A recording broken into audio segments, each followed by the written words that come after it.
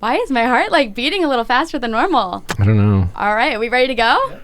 Cool. Well, hello, everybody. Good morning, afternoon, evening, whatever time you're listening to this. Might be a first-time listener or you're coming back week after week, but this is Fun on Weekdays podcast. I'm Jenna. Probably already watched the trailer or already read the title to this episode, but I am really excited because I'm here in LA recording with... You want to go ahead and take it away? Introduce yourself? My name's Nick. Okay.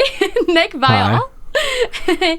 So, Nick, I am really excited to have you on this episode. I had a lot of people recently asking for some advice, some boy advice. And I thought, what better person to have on to have you give your side of your advice than you? So, before we get into like everybody's questions and everything, I would love for you to introduce yourself a little bit. I'm Nick. I host a podcast called the Viall Files. And, yes, of course. I'm sure people have probably seen it all over TikTok, right? You're pretty popular on TikTok with your podcast. That's how I found your podcast. Yeah. Well, that's how people started mentioning. You did a post or something. Yes. And then everyone started writing on my TikTok. Oh, yeah, probably spamming you. Because I said I wanted to have you on, and, you know, people did not let me down. Now you're sitting here. So, but other than go internet. Exactly. Other than podcast, obviously you're on The Bachelor, Bachelorette. It was. You have a whole spew of things you're a part of. And I don't want to talk about that too much because I'm sure you get asked about it all the time. But one of my questions is, obviously I follow you on TikTok and I know like your girlfriend now, which very happy for you. You're in a great relationship, it seems. One of my questions is, what is like one thing that you've learned about relationships since reality TV? Since the show, well, I don't know if I learned it from the show specifically. It's not like I got off the show and I was like, oh, now I know this. Yeah. But I would say, I think my biggest takeaway would be feeling like you're in love doesn't mean you're in love. Okay. Oh, I like that. That kind of just like hit hard. Now it got me thinking a little bit. Yeah. Okay. So now are you in love now? Yes. Okay, love that. Very happy for you. Natalie. Yes. First of all, let me just say she is literally stunning, gorgeous. You hit the jackpot with her. It's a true dream come true. Yes. Yeah. And I'm not going to lie. Before I met with you today, I did do a little quick Google search. I'm like, how did you guys meet? I would love to hear from your own words. How did you guys meet? She slid into my DMs. Okay. Yeah. Love that for her. And I love that for me. I love that for you too. Yeah. It's kind of a win-win. And so what was that initial message? I think she just complimented my physical attributes.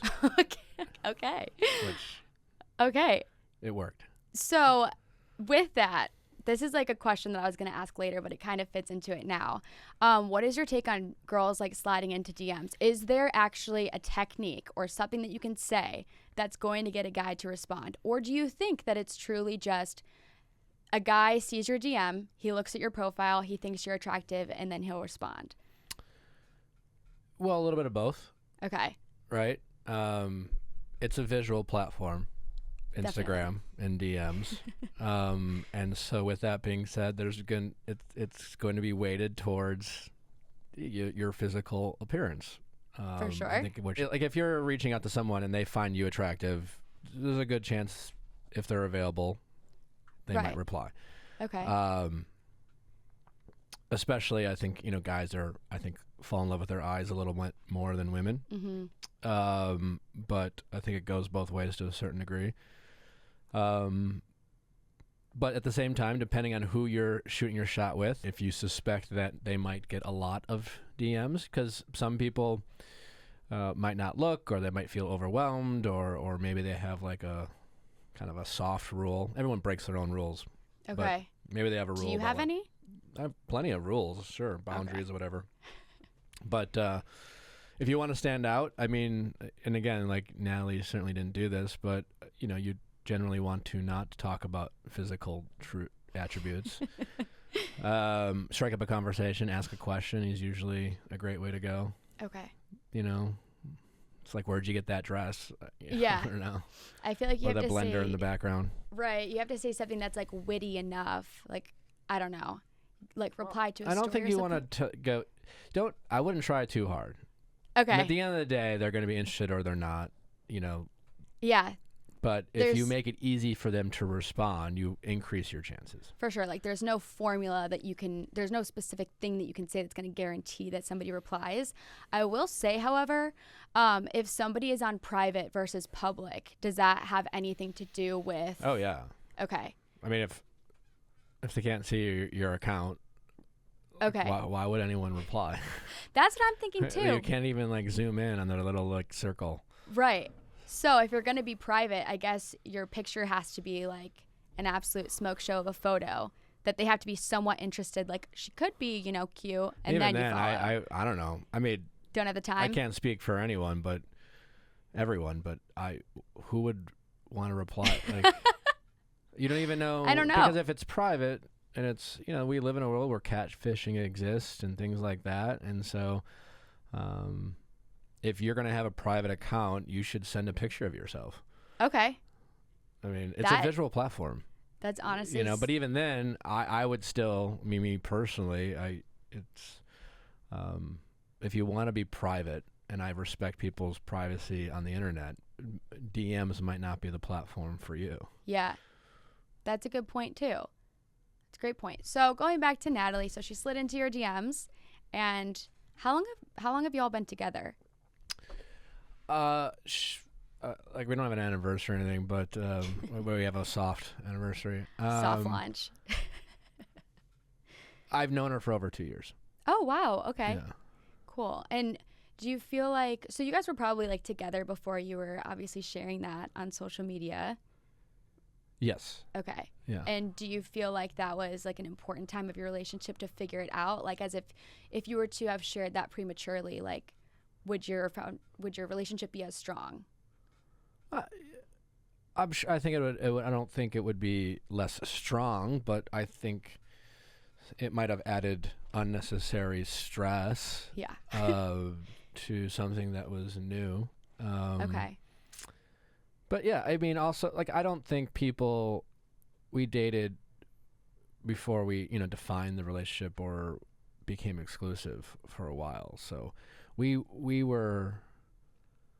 people found out about us, I guess you could say, not too long after we became exclusive. So it wasn't like that much, but we were hanging out for a period of time, not exclusive. Gotcha. Yeah, I feel like the social media piece now is like people don't think that you're together until you officially come out with it, but now people are doing like their soft launches where like they want people to know on that social media. Yeah, like have you ever seen that? People want them to know that they have a boyfriend, but they're not going to show his face. So like allude to it with a picture of them holding hands or like a silhouette. Sure, I guess, yeah. Yeah, so like they're not single. They want people to know they're not single, but don't necessarily want to bring everybody's opinions into it yet. Gotcha. Yeah, do you think that's more for the gram, or do you think it's because they want people not to know they're single? I don't know. I'm not sure. Maybe a little bit of both. Yeah, I would say maybe a little bit of both. Like you want people to know you're in a relationship, but don't necessarily want their nose stuck in it. But it's also like a little bit of attention too. It's like, oh wow, with like who is she with? So yeah, well, part of it too is like I think once you go public on social media, then it's real.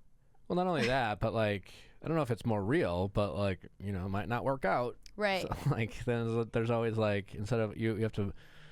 When anytime you go in a relationship and you end it, I think there's a lot of things that go through your mind when you're breaking up with your partner or they're breaking up with you. And there's the hurt and all those things about losing the relationship. And then there's a natural, like, what's everyone going to say and think? Yeah. And, before social media was a big part of everyone's life, that was just like your inner circle, your friends, family, and things like that. And, now when you like make it public, there's an extra layer of like, the world knowing, not that anyone really cares about any of us, but there is an added pressure. No, for sure. It's like when you break up with the guy, you're not only breaking up with him, but you're breaking up with like the family, but then you're also breaking up with everybody's support of the relationship. Like I think a lot of times too, people make like announcements when they break up. That I feel like that's become a lot more common, and maybe that's Even just not in on like, The Bachelor? I was gonna say maybe this is just more common in like the Bachelor sphere. I don't know, but it seems Are like non-reality TV people sending out joint messages? None of my friends have have broken up with their boyfriends yet, so maybe it'll become a new thing. Who knows? That'd be kind of hysterical. It's like the same thing as the soft launch. We have decided to part ways. Honestly, it would kind of be nice to see. I think that you have a lot of advice that you can give for us ladies out there in terms of relationships and dating. So, Nick, the reason why I have you on this podcast is because it is called Fun on Weekdays. So basically the whole premise. Fun on Weekdays. Okay. Fun on Weekdays. Is it the first time you're hearing the title of my podcast? Be honest. No, I was just thinking about the meaning of the... Okay, I'm actually curious. Just hearing the name of it, what do you think that it means? Like, how would you interpret that? Well, my first thought, I was like, I'm wondering if you you're getting your work done. What do you mean? What do you mean, fun on weekdays? I'm kidding. Getting work done. Well, if you're having fun, it's a work day. It's a work week. Oh, okay. No, you're getting your homework done. Oh, you're getting work done. Oh my God. I thought you said work done as in like I'm getting plastic surgery. I'm like, where'd you get that from? No. Okay. Work done. Yeah, I guess. Yeah. Okay. No, your work. Yeah, of course. During the week. Of course. So the reason why I started it was basically I was working just like everybody else, and I was also having fun after I worked because life is precious. You just never know when it's going to end. And I think oftentimes people wait for the weekend to have fun and enjoy their lives, and then days and years and months, whatever, pass by. I said that in the wrong order, and then they realize that they haven't accomplished what they want to in life, and it's very easy to complain about those things when in reality, if you're enjoying every day and you're making those like small changes in your life, it's very easy to have fun and enjoy it.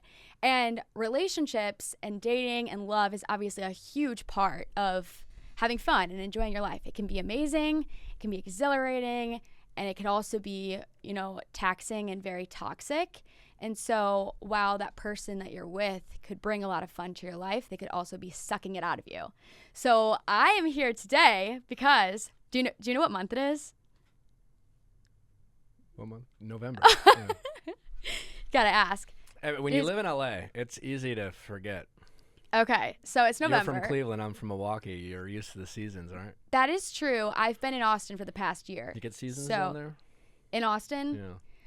No, not really. When I left, because I came to LA a couple weeks ago, it was still like in the upper 80s. So don't really get a whole lot. Yeah, I don't know. That's one thing I noticed when I moved to LA. You forget that like Christmas is next week. Yeah, it's crazy. Except that I do have my tree up already, so there is that. Oh, so you're a step ahead of me. Yeah. I feel like I've been traveling too much. Don't have the time to decorate for the holiday. Where are you originally from? Milwaukee. Okay. So you have been in the cold. Very much so, yes. Okay, yeah. Cool. So it's November, and that means it's no longer hot girl summer. You're not having your flings anymore.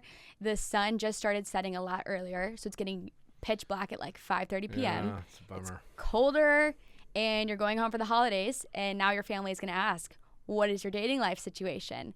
And everybody is now thinking, like, is my summer fling more than that? Like, I want a boyfriend now. It's time that people are kind of like locking down on the relationships. So because they're worried about what mom and dad and Aunt Betty are going to ask them? A little bit, yeah. Well, I wouldn't do that. Did that ever happen to you? What do you mean? You ever get like grilled with the questions during the holidays?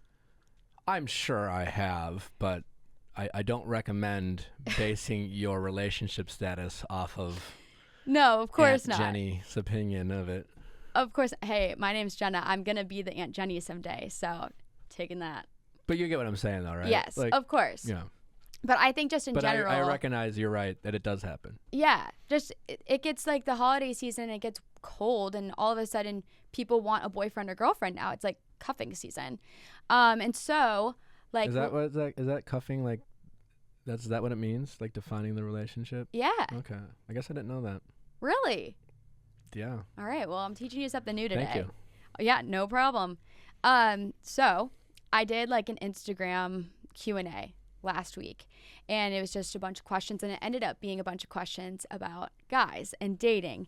And I feel like I could definitely sit here all day and ask you my own advice about my own dating life, but I won't do that. We can. Oh God, no! I don't want to end up on some type of like page anywhere. So I'm gonna leave myself. Podcast. I know, but I want to help the people who listen to it, and so I basically broke down everybody's questions into different categories. Okay. And I could give my advice all day long, but I'm a girl. I know that I overanalyze situations, and I often think that guys think the way that I do, but we want to hear from you, like the cold, hard truth and your honest opinion. So the first one, and I wrote these down on my phone, the first category is around like the best friend. So whether it's like someone you grew up with or it's a family friend and they have feelings for you, but you don't like them, how do you let them down without changing the dynamic of your friendship? Well, you may not be able to not change the dynamic of the friendship. Okay. If they like you, all you can do is be honest with them. If it was the other way around, for example, if the friend who was like, I have feelings for my friend, Mm-hmm. I would tell them that the relationship's already over. Okay. Right, because you have feelings. Right, yeah. You know, or at least you think you do. Okay. And you're going to be weird and awkward and you're not yourself and you're not going to want to hear, you know, Mm-hmm. if they're like having sex with other people or if they met a cute person or, you know, things like that. Your best hope from the side that from the point of view you're asking from is, like, are they asking you? Or do you sense it? Like, are you like, oh, I think they like me? Or are they like, hey, listen, I've loved you for my whole life? I mean, that has actually never happened to me. I feel like I've been on the opposite side of it, where I've been the one that I'm like, you're literally my best friend, and I kind of feel some type of way, but you're scared to make like that move. So I guess it doesn't really matter what side it's coming from. How do you initiate that move? Like, do you just come right out and say? Have to say it, yeah. Okay.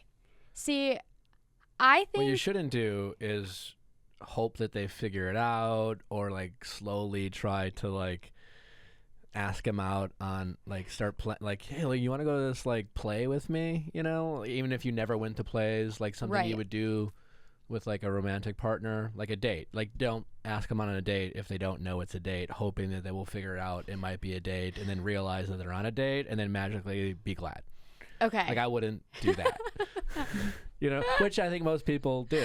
I was literally just going to say, all right, well, that idea is out the window, you guys. Don't do that. I'm not that I was going to tell you to do that exactly, but I feel like I've been in that situation, and instead of saying and vocalizing, like, I am in love with you. Well, I wouldn't also maybe say you're in love either. Well, it was like it's a little bit heavy. of a hyperbole. But instead of coming out and vocalizing it, because I feel like once the words come out of your mouth, like, I like you, I'm interested in you as more than what we currently are, I feel like you're setting yourself up for like possible rejection. So you have to prepare yourself. Yeah.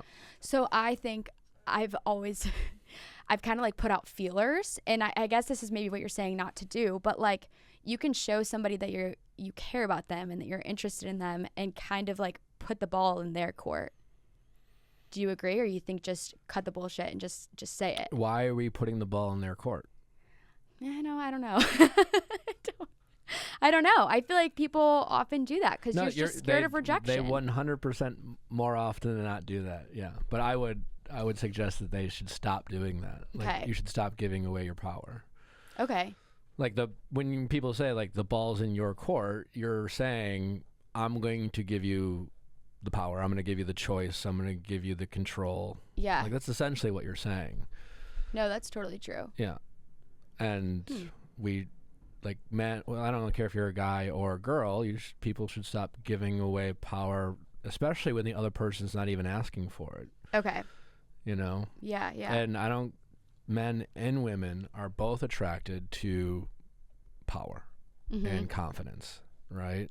Yeah. Which is why we tend to chase or go after things, you know, when we get excited, it's because we feel almost a little bit of like we lack control. Yeah. And deciding to put the ball in your court has really nothing to do with you being kind or whatever. It's just you're afraid of rejection. Yeah, definitely. But facing a rejection, like, shows, confidence. That is doesn't mean you're gonna get what you want, but very true. Very we true. often do the opposite of what we should do when we want the very thing we want, mostly based off of fear. Yeah. I feel like I need to get that like tattooed somewhere, That's okay. like in my mind at least. We'll put it on a podcast. We'll have this recorded forever. Perfect.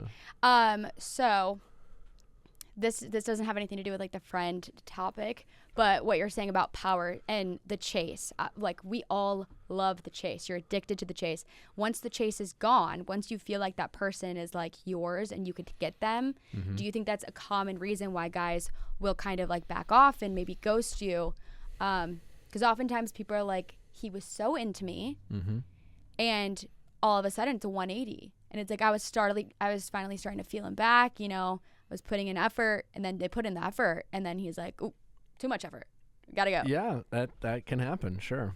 And you think it's because you're giving away your power? I can't speak for like every situation, you know. Of course. And I think men and women are.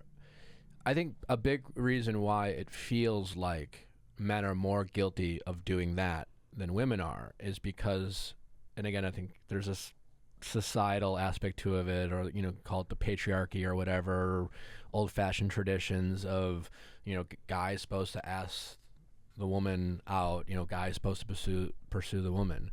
So with that expectation, I think the reason why it feels like men do that more is the expectation that men are supposed to chase, and therefore women often will put the ball in their court, right?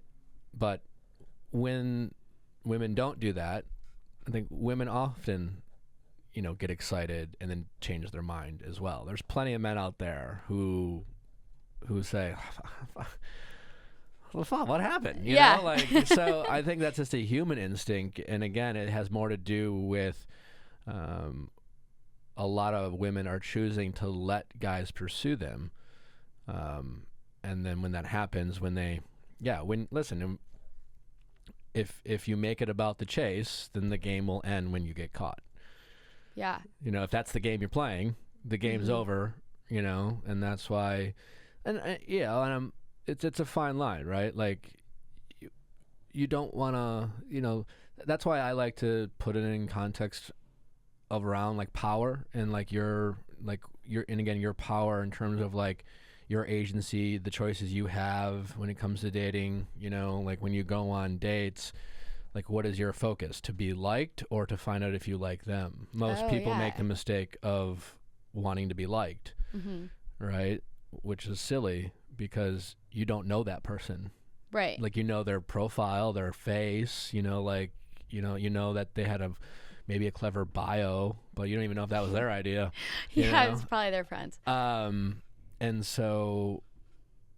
And I think the less you give up your power, the more attractive you will be to that person, and then it's less about chasing each other rather than finding someone who can like match your energy. Okay. I like that a lot. Like figuring out if you like them, not if they like you. I think oftentimes people just, obviously, it's just like the intrinsic, is that the right word? Just like the natural feeling that you want to have is that somebody likes you and that somebody's attracted to you and that you're like putting on a good impression. But I mean, yeah, that's true. What does the good impression really matter if you don't see a future with them? You don't want to go on a second date, or like you just don't see it working out. You don't like them. Being liked is just stroking your ego. Yeah, totally. Which is fun. Love to do that. I certainly have an ego, but it doesn't necessarily get you what you want. And if you are if you're making choices based off of validating your ego, then you're constantly seeking validation, and people often find themselves chasing things that don't necessarily fulfill them or even what they want.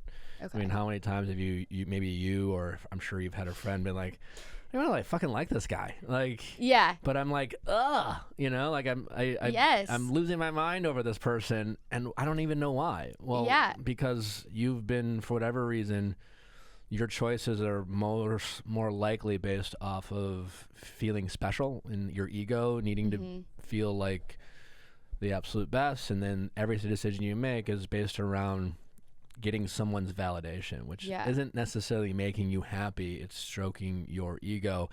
and your ego will never be satisfied. Like your ego's never like, I'm good, I've had enough. Yeah. Like never. So it's a balance. Yeah, no, that's super interesting because so when I knew that I was going to have you on the podcast, I had people submit questions or like their dating stories or whatever. And a lot of them were, I don't know why I can't get over this guy getting a new girlfriend because I didn't even like her. I didn't even like him that much. Like I wasn't in love with him. The short answer is your ego. But why does it hurt? And it's the perfect answer. My next question, still kind of around the friend topic, friends with benefits. Do you think that it can work or no? Define work. Okay, so do I think you can have a friends with benefits? For sure. Yeah, without one person getting hurt eventually. Well, it depends on how mature or how the boundaries you guys set and the upfront expectations. Okay. Most people in relationships, and on my podcast, most of the time the answers I'm giving are around helping people be more honest with themselves about their choices and their intentions with actually entering. Yeah, we lie to ourselves more than we lie to anyone else. You're the biggest liar you'll ever meet. Oh, I fully 100% believe we all that. Are, no one's in your head as much as you are, and we're often like, I don't really care, and you care. We all care, right? So we tell ourselves a bunch of lies every day, and that's mostly, again, because our egos don't want to hear the truth. And so, for sure. And so when it comes to friends with benefits, I think you just need to, we like to say, and again, depending on, if you met a person, guy or girl, do you really want to be friends with benefits or are you accepting friends with benefits? Mm-hmm. Like you're using it as your way to kind of finagle in to be like, maybe eventually he'll catch feelings for me. He's like, I'm not looking for a girlfriend right now. And yeah. You're just like, and you're okay, it's cool. And you're not cool. Mm-hmm. You're pretending to be cool. Yeah. Don't try to be the cool chick. Right. And then you'll accept less than you deserve. You're never going to get what you want out of that relationship. So. Yeah. But if you are, listen, I'm a young person. There's a lot of things I want to do for myself, career. I want to have fun. I want to prioritize my friends or family, whatever. And honestly, a relationship, maybe you're in your early 20s and you're like, I don't want to get married till my late 20s. So I don't need a boyfriend right now. If one finds me or a girlfriend, then great. But you're not actively pursuing one. So you meet someone, you're like, hey, listen, I don't want to sleep around. So you're nice. We have fun. We hooked up. I have good sex with you.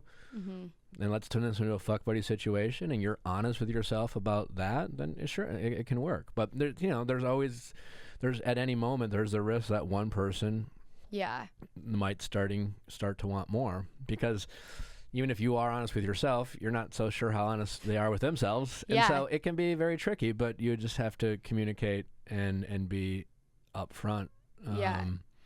The best thing to do is just to be upfront and communicate. If you're going to have a fuck buddy, you don't have to get there and get into every detail about their dating life, but you should be able to acknowledge that you guys are both free agents, that you're out there dating.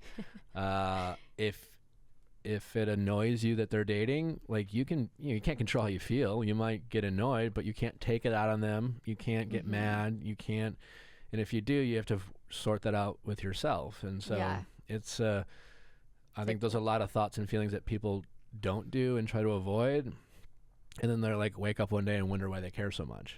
Yeah.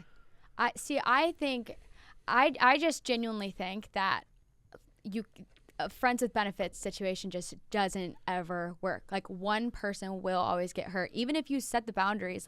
Even if you go into it with the intentions of this is all this is. I just feel over time you chose that person for some reason, whether you are attracted to them physically or you just have a connection with them and you feel comfortable with them. But I feel over time, one person is bound to catch feelings. I feel guys and girls. You're probably right to a certain extent, but I would probably guess or argue that in most of those situations, one person has always had those feelings they pretended not to have. Yeah. And I agree with you that a true friends with benefits situation isn't as common as people, people are out there saying this is my friends with benefits, right. But the ones that could be successful. And I would agree that I think maybe friends with benefits probably have like an expiration date. Mm-hmm. It's like if you're, it's like this is my friends with benefits for 4 years. I'd be like, are you sure? Okay. But every situation's different, you know. Okay. Good. That's good advice. Okay. So the next topic that a lot of people asked about are red flags. So these are just like very common things. So like I said, when I said that you were going to be on the podcast, people submitted, and there were over like 300 people asking for advice. So I just kind of sorted through and I tried to categorize them into things that are relatable. Do you have good organizational skills? I don't. Do you? Sure? No. Okay, I don't, because I'm not going to lie. You seem like you do. No, I was stuck in traffic on the way here and I'm frantically typing away. All right. So I was a little bit more prepared than it seemed. So first one is he won't introduce you to his friends or family, but you've been exclusive for like a good amount of time. So you're like, you've defined the relationship. Yes. But like he won't include you in his personal life in any way. Yeah. Is that a red flag, do you think? Potentially, yeah. Okay. But I also, at the same time, think that people make way too big of a deal about stuff like that. Mm-hmm. You know? I feel like it's easy to get in your head about it too. If you're like, oh, he's not asking me to meet his family for Thanksgiving, like, oh, does that mean he doesn't, you know? Yeah, because I strongly believe, especially, and again, like when people call into my Ask Nick episodes, I always ask their age, because age, like, age matters for certain, like, it provides context. For right? sure, like, yeah. Everything's different. Everyone's different. People mature at different ages, but there are various kind of stages in your life. And so if you're, say, a young couple who, you know, like you're going to school or you're working and you have a lot of individual aspirations, like I don't know, whatever your dreams are, and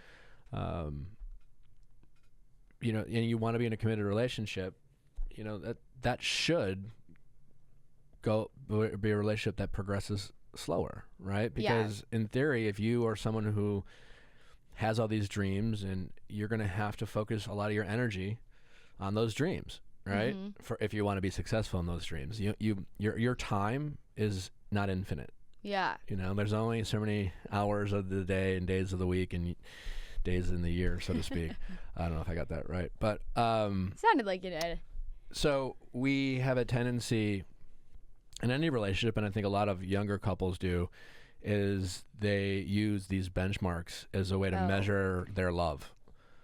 It's like, wait, that's so true. I didn't even think about it until now, but it is so true. It's like you really like the person, and then you announce them on social media, and then social media, meeting your parents, like they can introduce you to your parents and they could hate you a week later. Yeah. You know what I'm saying? Like, it doesn't really guarantee you anything. It sounds nice.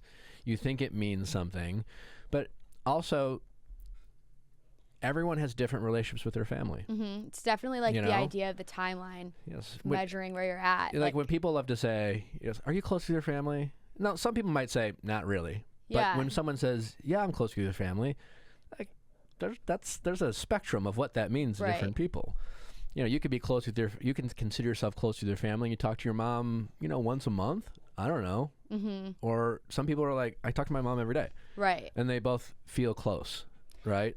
And so maybe family events or holidays, maybe there's been some divorces or separations, and maybe, travel. So that's not that big of a deal. Okay. Maybe they have parents who are just like, I don't need to meet like your girlfriend or boyfriend, like, until like I know it's serious. Yeah. So if you, and that's like, it just doesn't mean all that much. Now, all that said, if they're like resistant to it, weirdly, like, you know what I'm saying? If they're like avoiding it, like I would be curious as to why.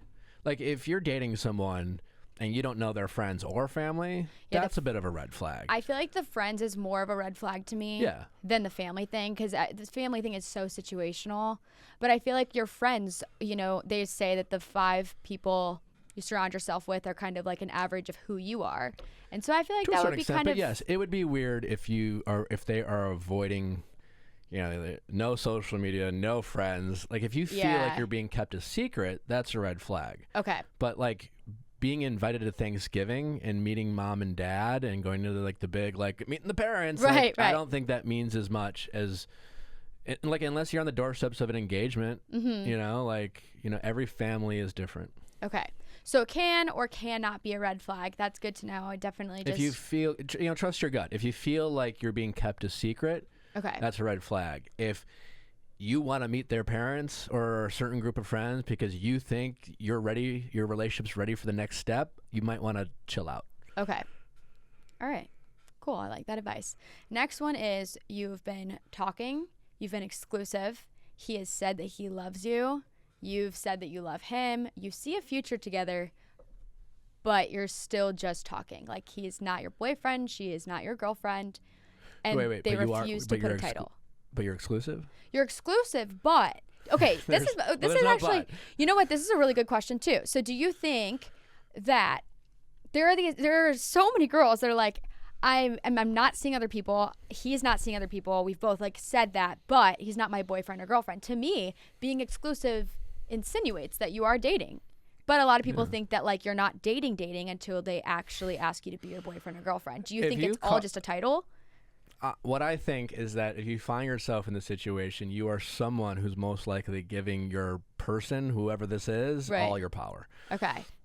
You are afraid of them leaving you. You're afraid of not being liked. Mm-hmm. You're afraid of speaking up and saying what you want out of fear that they will reject you or say no. You're afraid of walking away. Okay. So you're just being complacent and just accepting the fact that like... Yeah, because none of that makes sense. Okay. Right? Wouldn't you agree? Yeah. No, 100%. Like, we're exclusive, but we're not boyfriend girlfriend. What the fuck does that mean? Yeah. No, I believe it. I believe it. Like, titles don't mean anything. I often say in relationships, like, relationship starts when you have expectations. Whatever those expectations are. You know, like, I expect to hang out with you on 3 days a week, or you call me, or you know, when you start having expectations, you're in a relationship. I don't care what you call it. You can call it whatever you want. You know, but if you have expectations, it's some sort of relationship. A friendship's a relationship, right? And if you two have these mutual expectations of like, why don't you call me? Like, I don't know what the fuck.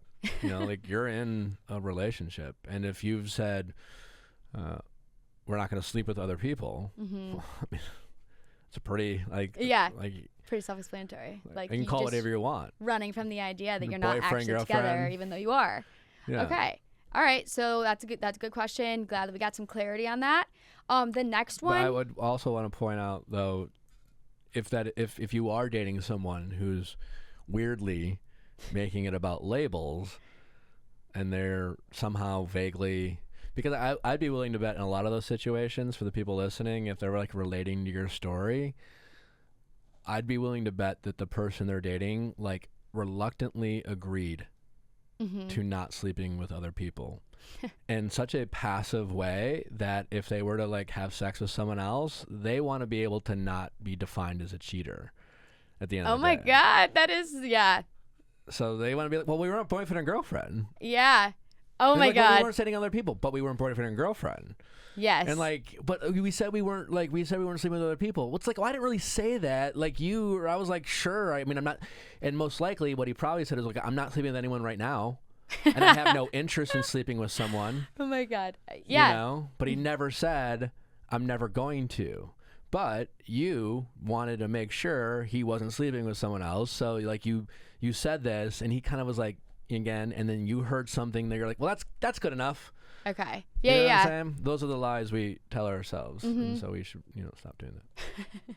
All right, guys, stop lying to yourselves. This has nothing to do with me. But yeah, if you feel that way, you have to like. What you should do is to say stop. Okay. No. Say no. Okay. And you just, very calmly, if you can, very chill. Listen, if people are afraid of losing you, they'll behave. Yeah. So, hey, I'm not gonna lie. I did read that in an article about you and Natalie. She was like, "This is what I want." Walked away. Is this true? I don't know. Yeah. Okay. All right. Cool. So, and I know that it works. I mean, I'm very secure in our relationship. Yeah. But like, I mean, she doesn't need me. Mm-hmm. Like she you can take have someone anyone away. she wants. Yeah. And I think there's an appropriate amount of, especially we're not married, we're not engaged. Mm-hmm. I think complacency is the death knell of any relationship, and I think there's an appropriate amount of like, discomfort. I think you need to wake up every day and choose your partner. Yeah, I like that. My parents have been together for 30 years, and I'm often like, I want that, but you got to find somebody who also wants that too. So the next question, and I'm gonna be completely honest, I really have not done this, and I think that it's a lot more common than I realized. But Venmoing, like looking at an ex-boyfriend or a current like interest Venmo, if they're being sketchy, and then you see that this guy is Venmoing a girl that you don't know. But you're in a relationship with this person? Yeah, or you're like talking. Maybe you're not in a relationship, and technically in your terms you are in a relationship, but you're just not boyfriend. If you haven't defined anything, okay, then this is weird. Yeah. You're stalking. I agree. So I think I know if you're in so a relationship many people, and you find yourself doing that, and that to me tells me like, why are you? There's some type of insecurity there, though. There's some type of issue that's leading you to believe that like you need to look at it. Yeah, like, it's like you shouldn't check their phone. Yeah. See, I've genuinely never done that. I can wholeheartedly say I've never looked at significant It's a slippery slope. I mean, you know what I'm saying? Like, why is a guy sending her money? Yeah. First of all, and like, depending on like I don't use Venmo all that much, but I think about it. Like, I pay my therapist through Venmo. Mm-hmm. It's like, why is Nick sending Darlene 200? Who the fuck is Darlene? Yeah. I mean, like Natalie knows, but you know what I'm saying. So like, that's a good point. And often you also like, why would I don't know why people don't make every transaction private. Like, why is it not? Yeah, that to me is almost like I don't want people knowing who I'm sending transactions to. Yeah, even if I'm just like paying my roommates for something like a bottle of wine or something. Yeah. Most of mine are private. I think I think everyone should be private. Yeah. You're giving too much information about yourself. And that's not because like you're being sketchy. Like, why do you need to know that you like sent John $3 because you like lost a stupid bet? I don't know. It's really ironic. My ex-boyfriend's name is John, so that would be super odd if I were to do that. Okay, so, and speaking of ex-boyfriends, so a lot of people, they need your advice. Obviously, you've been in like a few relationships, and heartbreak is very, very hard. So what is your advice for like truly moving on? And I feel like I probably know what your answer is going to be, but like, what's my answer? I mean, I feel like maybe you might. I mean, I've talked a lot about it, and I don't. I always say it's like it's hard, but it's not complicated. Mm-hmm. We often make it more complicated than it needs to be because it's hard. We have feelings, we care, and it sucks. Yeah, I agree. I think you often just hold on to like those great memories, and it's so easy to play a little montage in your head of, fun times, especially if it's like the first time you felt that so deeply, and then you're pulled away from it, and you're like, oh, I'm never going to find this again. And that often leads to people, this was actually a common question, was, how do I stop being so picky and like comparing everybody to my ex-boyfriend? And I think you should always be picky. I agree. Yeah. Okay. I'm glad we're on the same page about that. I think you should always be picky because you shouldn't ever lower your standards, but maybe but like there's a difference between being picky and comparing them to your ex. Yes. Not to sound like the older guy, but like, listen, if it's your first love, it's so hard to get over your first love. Mm-hmm. It's so hard. Because you don't know better. You don't know anything else. It was your first time falling in love. It was the first time having those really crazy feelings about someone. And you're like, what is this thing I'm feeling, right? This excitement and all these things. And for the first time, you were truly bonding with this other person and sharing some of your deepest secrets with someone. And felt like, and then it ended. Mm-hmm. And I felt that way when you feel like you're never going to find it again. Yeah. You're going to. Like, all I can say is you will, mm-hmm. And you have to, and a big part about moving on is just having the perspective, even if you don't have the perspective, that you will someday. That part you're just going to have to live. But once you fall in love, break up, move on, it always gets easier and better. Mm-hmm. And the difference between like your second heartbreak and your first heartbreak is, it feels the same. Like, you still have the pain inside when you go to bed and wake up and the anxiety. But there's that part. The second time is like, I got it through it before. I don't know. I'll get through it this time. The reason why the first heartbreak is so hard is because you you truly believe or wonder or are afraid if you will ever feel it again. Because up until that point, even if you fell in love at 18, like you've never had it before. And no matter what age we are, we always feel old as adults because every day we wake up, that's the oldest we'll ever be. Yeah, so true. Like today's the oldest you ever have been. I know. So you're like, oh, I've been here for so long. And I think as you get older, you start recognizing that and having perspective. Okay, cool. So that's one thing. And but minus that fear of never finding it again, I always tell people to make a list of what you were grateful for in the relationship, and what you were hopeful for in the relationship. Yeah. Because if you broke up with someone, assuming they broke up with you, it's easy. Like your ego is going to be activated because it's pissed at you for being dumb. You're just like, what the fuck? How did you fuck this up? You're like, do I want to get back together with my ex because he broke up with me? And you're like, why? Or even if they're like long gone, like, you're just like, your ego's mad at you for fucking it up. Yeah. You're just like, and so you naturally will forget about what you were mad at, what you didn't like, and the pros and cons list can be helpful. I think it's a little bit more specific if you make a list of things that you were grateful for when you had them, and things that you were hopeful for. Okay. And by hopeful for, you're saying, I always hoped that they would do this, or I hoped that they would do that. And I was hoping that we had this. And what you were grateful for is like, those will be harder to move on. But I think most people would recognize that they're probably more hopeful. They were more hopeful in that relationship than grateful for the things they had. Yeah, that's great. And that might help put things into perspective. For sure. Well, a lot of the people that listen to my podcast obviously are like around, they're in college or their mid-20s, maybe in their 30s. And there's so much pressure, especially when you live in like a smaller town and people from your high school, you log on Facebook, first thing you see, engagement. People are getting pregnant. Everybody around you is in this stage of your life where you are just not there and you're single and you feel all this pressure to find a partner because of the people around you. What would be your advice for that? I personally think it's really hard to be friends with everybody who is in a long-term relationship. And if that's the case, I kind of think you should like go out, make some new friends, and like maybe move to a new city where people are kind of in your stage of life. A little bit, yeah. What do you think? I mean, eventually, when I moved out of Milwaukee, it was because I always wanted to move, but like I broke up with my girlfriend, and my rest of my friends and relationships got engaged. So there's a little bit of that. Like, I think as you get older, you should always be looking to make friends and meet new people, whether you move or you go out, and friendships evolve. You can still be friends with them, but it's always going to change. Right.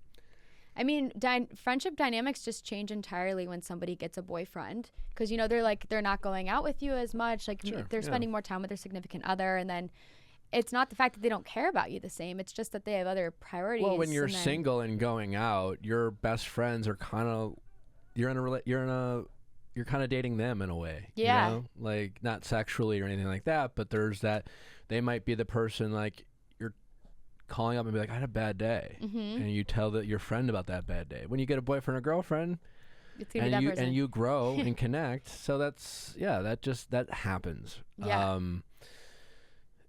And as far as I do think people should pride themselves in being good third wheels and fifth wheels. I think you need to be comfortable with being alone. I think no one likes that friend who's like complaining about not having a boyfriend or girlfriend just because your friends are in a relationships. And listen, if you're in your early to mid 20s and you're the only single one, like there's a good chance like that ratio is going to flip in a couple years. You could be in a relationship and they could be single. Yeah, that's they could true. Be I have a lot of not a lot of friends, but like I have a handful of friends who they've been engaged, married, and divorced already, and like I've never been married. Like I could have sat back and been like, oh, like why haven't I been married yet? Like, they seem so in love, and they all seem in love when they're getting married. Yeah. the comparison is a thief of joy, so to speak. I think, it's you got to try to be present and enjoy. And I think you will feel really good about yourself if you can be happy for your friends, if you can find joy in hanging out with your friends, and you don't need to always bring someone on a date. I think if you are invited to a wedding, don't look for you're invited and like with a +1. Mm-hmm. That's not like a reason to panic. Like you need to bring a date. Yeah. Go by yourself. Yeah. And maybe there'll be other single people. Maybe there won't be. Like today's not about you anyways. Go and support your friends and don't worry about like no one cares if you show up single anyways. Don't make it about you. I think we have a way of doing that. And then we just get in our heads and we miss out on a lot of moments. And I say this as someone who's done that, right? Who's made these mistakes. And I think the more we complain about our present situation, especially if we're single or going through heartbreak and not letting go and not moving on, we miss out on a lot of great moments and a lot of great experiences. And you're going to miss out on enjoying times with your friends. So try not to do that. Okay, definitely. I think there's just a lot of, pressure to find somebody, but I always say you can't find somebody until you got to date yourself before you can date someone else. Yeah, you need to know what you're looking for, so you attract the right people. Because I think if you're looking so vividly, you're constantly going on dates, there's so much anxiety of finding someone. It probably won't be like your perfect match, unless you just date yourself, figure it out, and then eventually that right person will come along. But sure, yeah. Date yourself, whatever you want to call it, or comfortable with being alone. Yeah. Because otherwise, if you're not comfortable being alone, you will find yourself chasing people or settling. Mm-hmm. That's great. All right. Well, we're gonna wrap it up, but Nick, on my podcast, at the very end of every episode, this is obviously a little bit different because we're talking about relationships and it's not as focused around your career or anything. But I am curious. At the end, I always ask my guests that I have on, what is your weekday activity that you recommend somebody to do? But my twist is, what is your kind of fun date idea for you and your significant other, or something that you and Natalie enjoy to do that helps build your relationship? Good question. I mean, we just like spending time together, and I know I kind of threw that one at you. I feel honestly, in terms of what we like to do, we like going to dinners and hanging out with our dog and going on. We just like doing things that allow us to talk or hang out. We're homebodies. Obviously, it's in a COVID world, so to speak. There's we're not. Neither of us are big. We like to pick our moments of being social, but neither of us are big. Need to go out all the time, and so we get a lot of quality time that way. In terms of date ideas in general, I think you should value being in an environment where you feel comfortable. Okay. Dating is hard. First dates are awkward. Second date, so the environment, what you do, none of it really matters. So you're not impressing anyone. Yeah. No, I get what you're saying. If you're spending quality time with somebody that you care about and you're able to actually connect with them and talk with them and just be present with them, then anything that you do is fun. It doesn't need to be a specific activity. And I think that's kind of if you like each other. I think especially women, for women who are, rightfully have concerns that men don't have about safety and meeting strangers and things like that in a COVID world, with Zoom, kind of became a mainstream thing. And so we spend all this time on dating apps, talking back and forth, having 10 conversations with a bunch of guys and waiting for them to ask us out, but you're just I don't know if I want to get ready or go out. And I think people, men and women, and I think it's a great bonus for women who are just want to screen these people. Just do a Zoom date.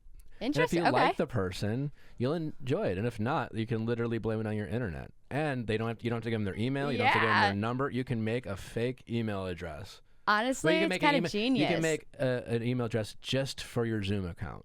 Okay. So you're not giving any personal information away, but you get to see what they look like, what they talk like, their inflections, their voice. So you don't have to interpret it, emojis or things like that. Yeah. And see if you guys can hold a 15-minute conversation on Zoom. And if not, then you don't have to worry about like getting cute or going out or meeting a stranger, like. Okay.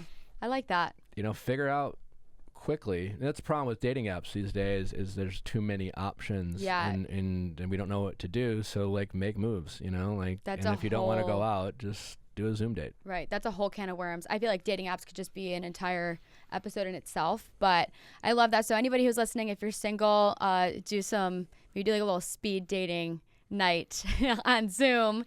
And seriously, right? What if you have like 10 matches like on Bumble and you're like, and you just... It could be kind of fun. You could kind of create like your own little... 100%. Love that. Know. I think that's great. Okay, cool. Love that. Well, we're going to wrap things up, but thank you all for listening. I hope you enjoyed this. Maybe you learned something. I know I did. I'm probably going to go sit home and sulk and think about all these things on my car ride back. But You're Nick, be just fine. Thank you so much for coming on. Thanks for having me. Yes, of course. And that is it. Oh, Nick, if you guys enjoyed this episode, definitely follow Nick and listen to his podcast. It's great. I definitely get a lot of takeaways from it. And you want to like plug it? It's the Viall Files. You can listen to it wherever you listen to podcasts. Specifically, our episodes on Monday are a lot of these kinds of conversations. Perfect. People call in and share their stories, and I help them comb through the truth. Okay. I love that. Yeah. So if you're looking for personal advice, listen to Nick on Mondays and maybe he'll answer your call. But until then, I will talk to you all next Tuesday. Bye.